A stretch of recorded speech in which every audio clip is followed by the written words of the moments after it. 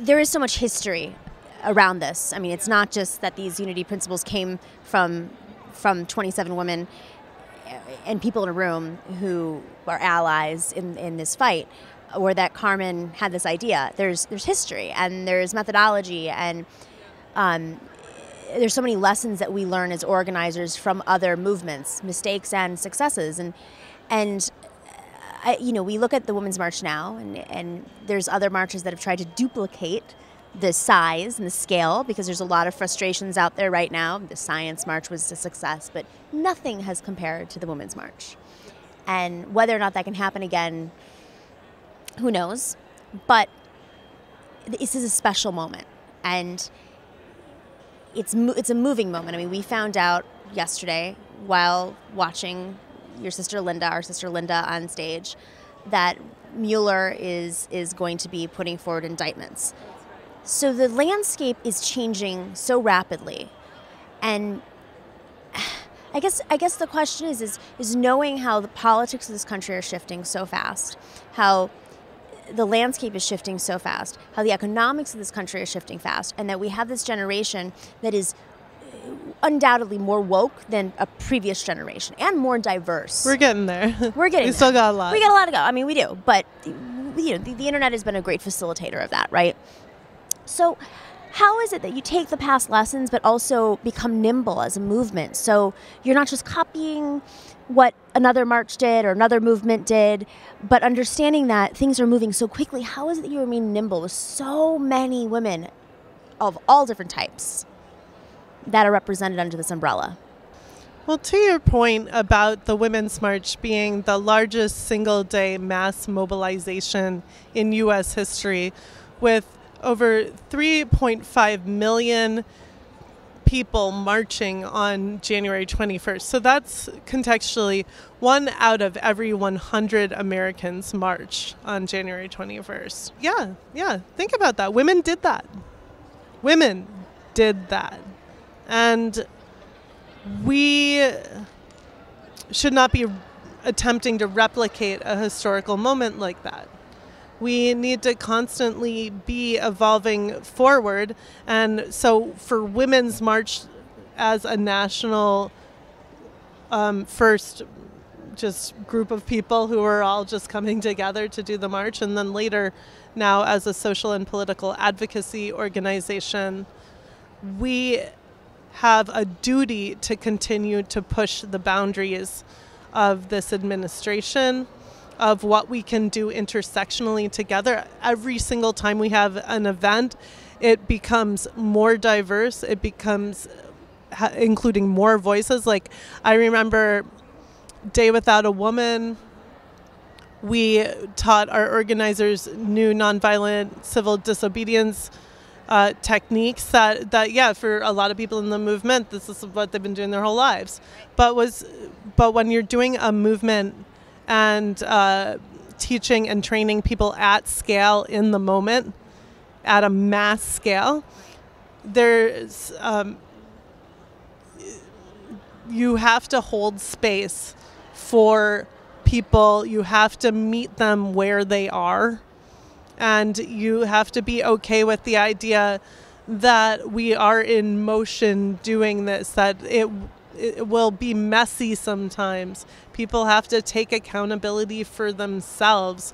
We can't do it all. We have to have some balance to it and just constantly keep our eye on what is our goal with each action. So for instance, with the NRA to DOJ march in July, we had people coming out from the gun violence prevention movement, from the police brutality, from domestic violence, people who are interested in racial justice, all sorts of different people from different outlooks, from different worldviews, who didn't necessarily hold the same opinions of certain issues. There's a really interesting line around gun violence prevention groups that team up with police for certain initiatives. Then when you layer that on top of the issue of police brutality in this country and the militarization of police, you have to lean in to it and to find the edges. You have to get uncomfortable And that's something that, as someone who's new to this, I've learned over the last year. I didn't think it. I thought I was being courageous. I thought I was being brave before. But the truth is, I was afraid of conflict. I was avoiding having hard conversations. And I was just focusing on the things that directly impacted me instead of the things that were most pressing on the entire country's agenda, and particularly for marginalized communities who don't always have the same privilege that I do to speak up. And so we keep on seeing more people come into the movement every time.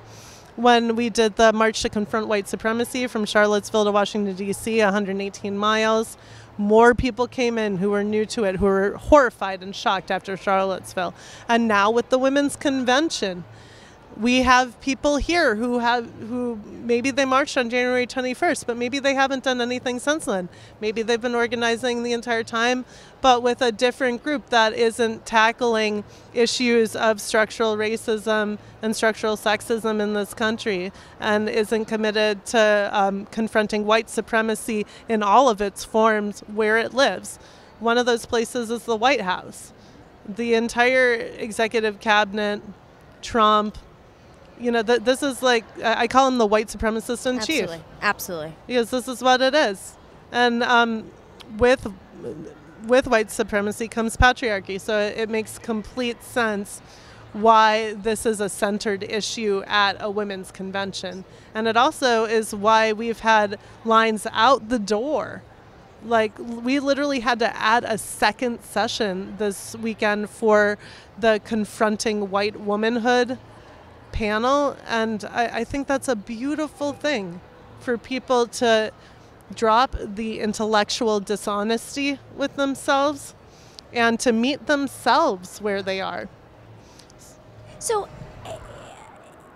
it's been almost a year, and it's been an education for all of us, every single, and we're learning from each other by having these uncomfortable conversations. I'm learning from our audience, who they write into me and they share stories, and then I start to explore. It's been an incredible year. If you've been active, open, willing to have those uncomfortable conversations that make you feel, squirm in your seat, but in the end, make mistakes. Exactly. There's also been an education in another sense that I've been reading books that I never thought I would pick up. And I know you've been, your language well, has shifted so much. You have two kids. But like, what I read articles I would have never read. Yeah, what is some of the most interesting stuff that you've read in the past year? Well, right now, this is actually, if you were asking me this question at the end of November, it'd be better, because I recognize that I, even as a movement leader, have so much to learn, because the reason why I stay in the movement space is to provide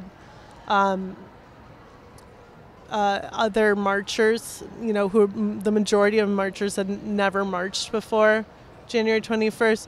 So to provide them a role model and someone to model for them how they can be actively involved in the movement while they're learning. And so part of that is after the convention, I should be taking I should be taking every session here to get. We all should, But since that's not going to happen, since I'm organizing the event, I'm taking a month off to just read, to just reflect, to just learn. So I would say that incredible people like Alicia Garza from Black Lives Matter have offered to provide me with a reading list. And so I'm looking forward to having more of an education after this. One article that I refer everyone to, though, that I feel like is uniform across the movement, is Francis Lee's Excommunicate Me from the Church of Social Justice. And I highly recommend it, because one thing that I've noticed that in the fashion industry is a big problem, which is my industry, that also appears to extend to the movement space, is toxicity and unsustainable cultures, lack of focus on self-care, and family and sustainability for the future of our relationships with each other. We need to work on that internally from a place of love, and it has to be done both inside and outside.